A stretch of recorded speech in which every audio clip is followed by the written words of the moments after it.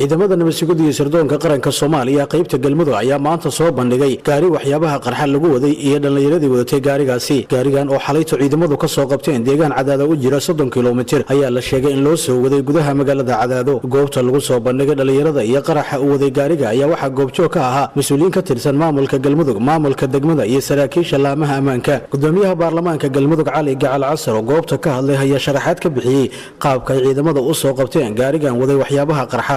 waxaan rabaa inaan u mahad celiyo ciidamada NISA oo waajibaad runtii aad iyo aad u weyn iyo hawl aad u weyn qabtay muddo 48 saacadood ah ku hawlanaa baabuur ay soo galiyeen ciidamada nabadiidka ay rabeen inay wax ku yeeleeyaan shacabka Soomaaliyeed meel kasta oo ay joogaan.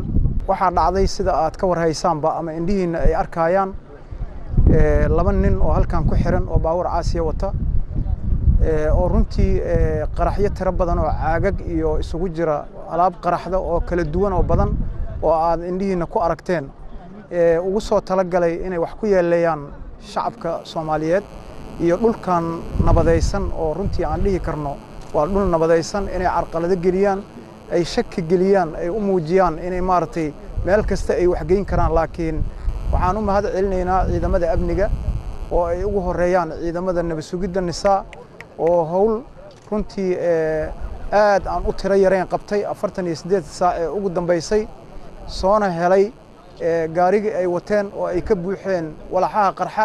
dadkii shacabka ahaa ee kala shaqeeyay wargelintooda iyo maartay ka shaqeeyay garab siiyayna waxaan leenahay aad iyo aad u mahadsantihiin. haddii shacabka iyo dawladda ay isku xiran yihiin tan oo kale ayaa dhacaysa dhibaato looma geysan karan shacabka wayna u fududaanaysaa ciidamada amniga inay gutaan waajibaadkooda. shacabka reer galmudugna aad iyo aad aan ugu hambalyeynaya waxaana ka codsanayaa in ay sida ay hadda ula shaqeeyaan wali Maxamed Maxamuud TV-ga caalamiga Honkable magaalada Cadaado.